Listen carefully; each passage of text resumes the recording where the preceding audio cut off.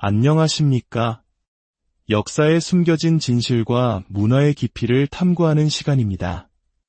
오늘 우리는 인류 역사상 가장 위대한 제국이었던 로마를 뒤흔들었던 한 작은 공동체, 바로 초기 기독교인들의 이야기 속으로 들어가 보고자 합니다. 여러분, 혹시 이런 질문을 해보신 적이 있으십니까? 사도행전에 기록된 것처럼 초대 교회에 나타났던 놀라운 기적들이 오늘날 우리 주변에서는 흔히 보이지 않는 것일까요? 많은 이들이 이 질문에 대한 답을 찾으려 합니다. 물론 지금도 복음이 처음 전해지는 선교의 최전선에서는 복음의 능력을 확증하는 여러 표적들이 나타나곤 합니다. 하나님은 여전히 기적을 행하시고 사람들을 치유하시는 분이심을 우리는 믿습니다.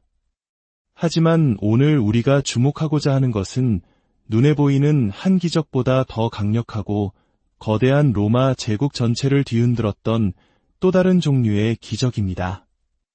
1세기부터 4세기에 이르기까지 로마 제국은 기독교인들에게 혹독한 박해의 장이었습니다. 소아시아를 비롯한 제국 전역에서 수많은 그리스도인들이 십자가에 못 박히고 검투사들의 칼에 쓰러졌으며 굶주린 사자의 밥이 되었습니다. 그들은 끔찍한 고난을 겪었습니다. 당시 타키투스와 같은 로마의 역사가들은 기독교에 대한 기록을 남겼습니다. 대부분은 기독교를 혐오하고 부정적으로 묘사했죠. 그러나 그들의 기록 속에서 박해자였던 로마인들조차 도저히 이해할 수 없었던 한 가지 현상이 공통적으로 발견됩니다. 그들이 기록한 것은 그리스도인들이 일으킨 기적이 아니었습니다. 그들이 목격하고 경악했던 것은 바로 다른 것이었습니다. 당시 로마 제국은 이미 서서히 무너져 내리고 있었습니다. 그 이유는 제국이 너무나도 다양한 민족, 국가, 인종, 경제적 계층으로 이루어져 있었기 때문입니다. 서로 다른 부족과 집단들이 모여 있었지만 그들에게는 한 가지 공통점이 있었습니다. 바로 서로를 증오한다는 것이었습니다. 제국을 하나로 묶어줄 유너파이잉 펄라서피, 즉 통일된 철학이나 가치관은 존재하지 않았습니다.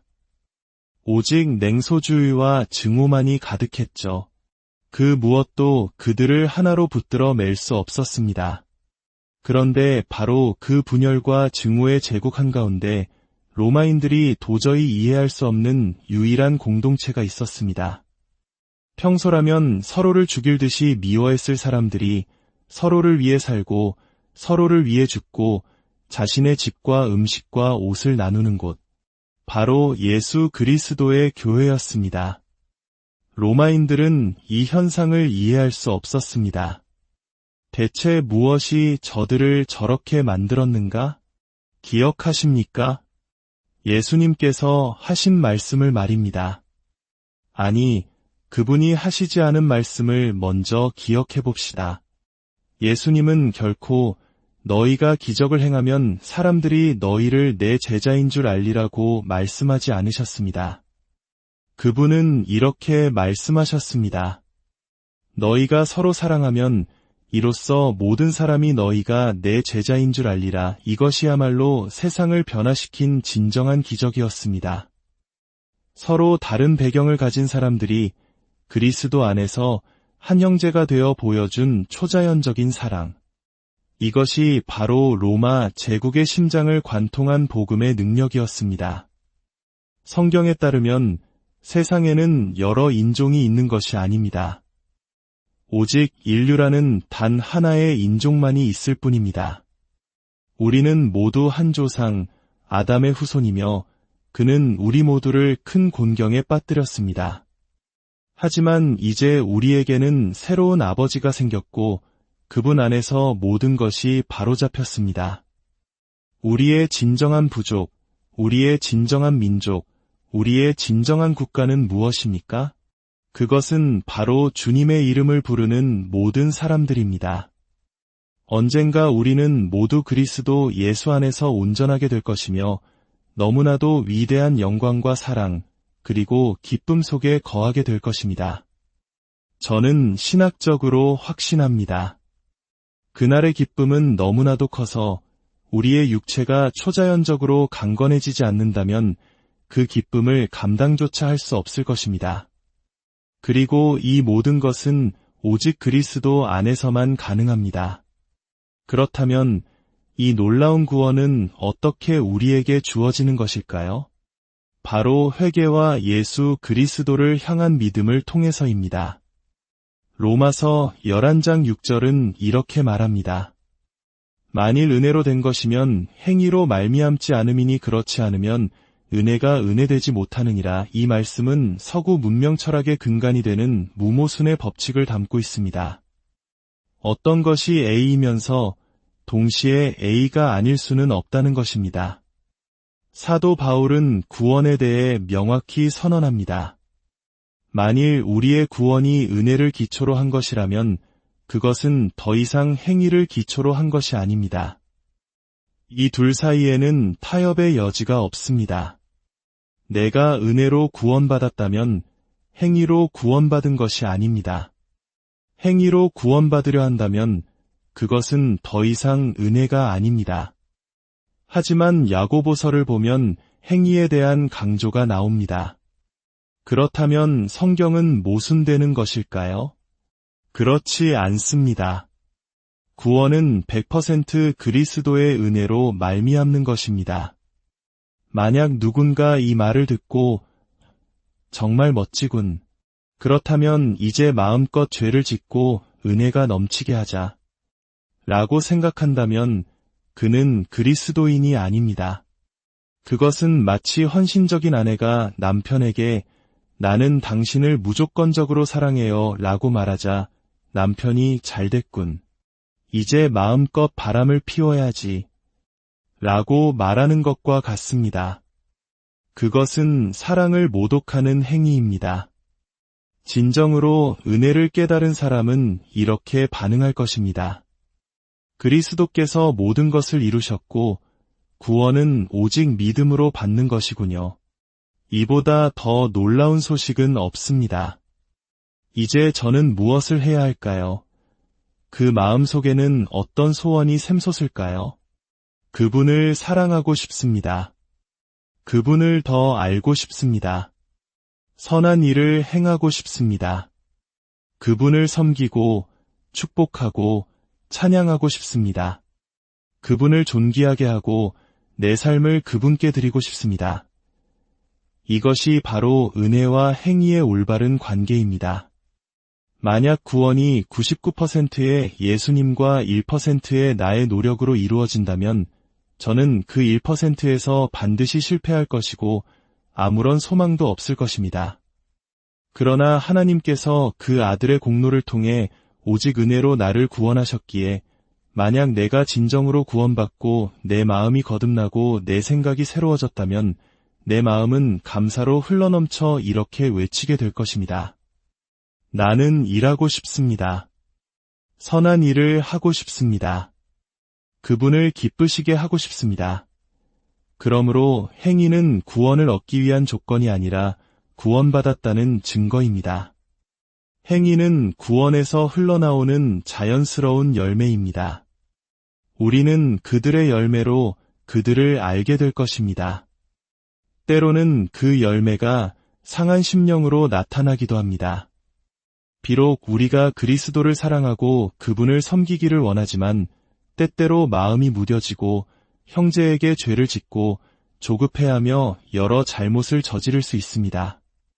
그러나 당신이 진정한 그리스도인이라면 그 죄는 당신을 상한 심령과 회개로 이끌 것이며 오 하나님, 저를 용서하소서라고 부르짖으며 그분께로 돌아서게 할 것입니다. 사도 요한은 요한일서 5장 13절에서 편지를 쓴 목적을 이렇게 밝힙니다. 내가 하나님의 아들의 이름을 믿는 너희에게 이것을 쓰는 것은 너희로 하여금 너희에게 영생이 있음을 알게 하려 함이라. 요한은 우리가 구원에 대한 막연한 기대가 아닌 성경적인 확신을 갖기를 원했습니다. 이를 위해 요한은 몇 가지 중요한 시금석, 즉 테스트를 제시합니다. 이 테스트들을 통해 우리 자신의 믿음을 점검해 보시기 바랍니다. 첫 번째 테스트는 빛 가운데 행하는가? 입니다. 요한일서 1장 6절은 말합니다. 만일 우리가 하나님과 사귐이 있다 하고 어둠에 행하면 거짓말을 하고 진리를 행하지 아니함이거니와, 여기서 빛 가운데 행한다는 것은 하나님께서 성경을 통해 자신에 대해 그리고 그분의 뜻에 대해 계시하신 대로 살아가는 것을 의미합니다. 반대로 어둠 가운데 행한다는 것은 하나님의 성품과 뜻에 반하는 방식으로 살아가는 것을 의미합니다. 이것은 완벽함을 의미하는 것이 아닙니다. 여기서 행한다는 헬라어 원어는 지속적인 삶의 양식을 의미합니다. 즉, 삶의 모든 영역에서 하나님의 계시인 말씀을 더 배우고 그 말씀에 자신의 삶을 점점 더 순응시켜 나가는 삶의 태도를 말하는 것입니다. 당신의 삶의 방향이 하나님의 성품과 그분의 뜻을 향해 나아가고 있습니까? 이것이 첫 번째 질문입니다. 두 번째 테스트는 죄를 자백하는가? 입니다. 8절은 말합니다. 만일 우리가 죄 없다 말하면 스스로 속이고 또 진리가 우리 속에 있지 아니할 것이요. 진정한 그리스도인은 첫 번째 테스트 앞에서 겸손해질 수밖에 없습니다. 네, 저는 하나님의 뜻대로 살고 싶지만 여전히 제 안에 죄를 봅니다. 바로 이것이 정상입니다. 사실 우리가 영적으로 성장할수록 우리는 자신의 죄에 더욱 민감해집니다. 죄의 고백이야말로 누군가가 진정한 신자가 되었다는 가장 강력한 증거 중 하나입니다. 제가 한 가지 비유를 들어보겠습니다. 한 사업가가 있습니다. 그는 그리스도인이 아닙니다. 어느 날 아침 중요한 회의에 늦어 허둥지둥 집을 나서려는데 아내가 쓰레기를 버려달라고 부탁합니다. 그는 버럭 화를 내며 당신이 버려. 나 바쁜 거 안 보여? 라고 소리치고는 문을 박차고 나갑니다. 그는 차를 몰고 회사로 가는 내내 아무런 양심의 가책도 느끼지 않습니다. 6개월 후 그는 복음을 듣고 그리스도인이 되었습니다. 또 다른 6개월이 흐른 어느 날 아침, 그는 또 중요한 회의에 늦어 허둥댑니다. 문을 나서려는데 아내가 똑같이 쓰레기를 버려달라고 말합니다. 그는 자신도 모르게 또다시 짜증을 냅니다. 지금 장난해. 내가 얼마나 바쁜데. 여기까지 보면 변한 것이 없는 것 같죠? 하지만 결정적인 차이가 있습니다. 그 말을 뱉는 순간 그의 마음에는 마치 날카로운 칼이 꽂히는 듯한 고통이 찾아옵니다. 자신이 잘못했다는 것을 즉시 깨닫습니다. 차를 운전하는 내내 그는 회의 생각은커녕 너무나 비참한 기분에 휩싸입니다. 성령께서 그의 마음속에서 계속해서 말씀하십니다. 너는 아내에게 죄를 지었다. 결국 그는 회의 중간에 잠시 밖으로 나와 아내에게 전화를 겁니다. 여보, 정말 미안해. 내가 조급했고 하나님과 당신에게 죄를 지었어. 부디 나를 용서해줘. 보이십니까? 이것이 바로 그가 진정한 그리스도인이 되었다는 증거입니다. 죄를 짓지 않는 완벽함이 아니라 죄를 지었을 때 성령의 책망을 느끼고 마음이 찢어지며 회개에 이르는 민감한 마음. 바로 그것이 증거입니다. 세 번째 테스트는 그의 계명을 지키는가? 입니다. 요한일서 2장 3절은 말합니다. 우리가 그의 계명을 지키면 이로써 우리가 그를 아는 줄로 알 것이요. 여기서도 완벽함을 말하는 것이 아닙니다. 예수님을 알기 전에는 하나님의 계명이 무거운 짐이었지만 이제는 그 계명을 사랑하고 알고 싶어하고 순종하려는 새로운 열망이 생겼는지를 묻는 것입니다. 예수님과의 새로운 관계는 그분의 말씀과의 새로운 관계로 반드시 이어집니다. 네 번째 테스트는 예수께서 행하신 대로 행하는가? 입니다. 6절은 말합니다. 그의 안에 산다고 하는 자는 그가 행하시는 대로 자기도 행할지니라. 이것은 예수님처럼 완벽하게 걷는다는 뜻이 아닙니다. 제가 어렸을 때 키가 크고 힘이 센 아버지를 따라 눈 덮인 들판을 걸었던 기억이 납니다. 아버지는 양손에 무거운 물통을 들고 성큼성큼 걸어가셨습니다. 저는 그 아버지가 너무나도 닮고 싶어서 제 몸집만 한 물통을 들고 아버지의 발자국을 따라가려 애썼습니다. 비틀거리고 넘어지기 일쑤였죠. 누가 봐도 우스꽝스러운 모습이었습니다. 하지만 그 모습을 본 사람이라면 누구라도 그 어린아이의 마음속 가장 큰 소원이 아빠처럼 되는 것임을 의심하지 않았을 것입니다. 우리의 신앙 여정도 이와 같습니다. 우리는 연약하고 넘어지고 실패합니다. 그러나 우리의 마음 중심에 그리스도를 닮고자 하는 진실한 소원이 있다면 그것이 바로 우리가 그분께 속했다는 증거입니다. 그리고 마지막, 가장 중요한 5번째 테스트는 형제를 사랑하는가 입니다. 요한은 이 주제를 반복해서 강조합니다. 빛 가운데 있다 하면서 그 형제를 미워하는 자는 지금까지 어둠에 있는 자요. 그의 형제를 사랑하는 자는 빛 가운데 거하여 자기 속에 거리낌이 없으나 이 사랑의 위대함은 마태복음 25장의 양과 염소의 비유에서 절정을 이룹니다. 많은 사람들이 이 비유를 일반적인 자선 활동에 대한 가르침으로 오해합니다. 그러나 예수님께서 칭찬하신 행위들을 보십시오. 내가 줄일 때에 너희가 먹을 것을 주었고, 목마를 때에 마시게 하였고, 나그네 되었을 때에 영접하였고, 헐벗었을 때에 옷을 입혔고, 병들었을 때에 돌보았고, 옥에 갇혔을 때에 와서 보았느니라. 의인들이 주여, 우리가 어느 때에 그렇게 하였나이까? 라고 묻자 왕은 대답하십니다.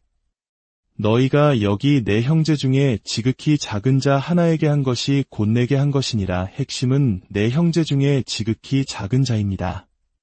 이들은 바로 예수 그리스도를 믿는다는 이유로 굶주리고 헐벗고 병들고 옥에 갇히는 등 박해받는 성도들을 의미합니다. 다시 1세기 로마 시대로 돌아가 봅시다.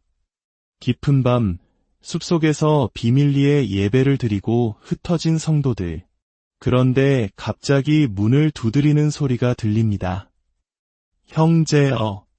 우리의 형제 2사람이 로마 군인들에게 붙잡혔소.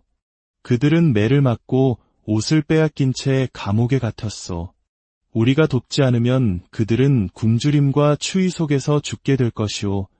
이 소식을 들은 성도들이 다시 모입니다. 장로가 말합니다. 누군가 그들을 도우러 가야 합니다. 하지만 가는 사람은 자신의 목숨을 걸어야 합니다. 잡히면 똑같이 매맞고 죽거나 감옥에 갇힐 것입니다. 그때 몇몇 사람들이 뒤에서 웅성거립니다. 이건 어리석은 짓이야. 나는 이런 것까지 하려고 예수를 믿은 게 아니라고. 그들이 잡힌 건 그들 잘못이지. 나는 내 가족을 데리고 집으로 돌아가겠소. 이들이 바로 염소입니다. 그러나 다른 편에서는 2 노인이 앞으로 나섭니다. 젊은이들은 뒤로 물러서게. 자네들에게는 앞으로 살아갈 날이 많지 않은가. 우리는 늙었으니 우리가 가겠네. 우리가 매를 맞거나 죽는다. 한들 무엇이 두렵겠는가. 이들이 바로 양입니다. 이것이 바로 양과 염소를 가르는 기준입니다. 자신의 목숨을 걸고서라도 그리스도 안에 있는 형제를 사랑하는가. 이것이 로마인들이 이해할 수 없었던 기적이었고 기독교가 아시아를 넘어 유럽으로 퍼져나가게 한 원동력이었습니다. 예수님은 죽은 자를 살리는 기적이 아니라 서로 사랑함으로 제자됨을 증명하라고 하셨습니다. 오늘 이 이야기가 여러분의 삶의 깊은 성찰을 가져다 주기를 바랍니다. 여러분의 믿음은 어떤 열매를 맺고 있습니까? 여러분의 삶은 요한이 제시한 테스트들 앞에서 어떤 모습을 하고 있습니까? 진정한 기독교의 능력은 한 현상이 아니라 하나님의 은혜로 변화된 사람들이 서로를 향해 보여주는 자기 희생적인 사랑 안에 있습니다. 그 사랑이 여러분의 가정과 공동체, 그리고 삶의 모든 영역에 가득하기를 소망합니다.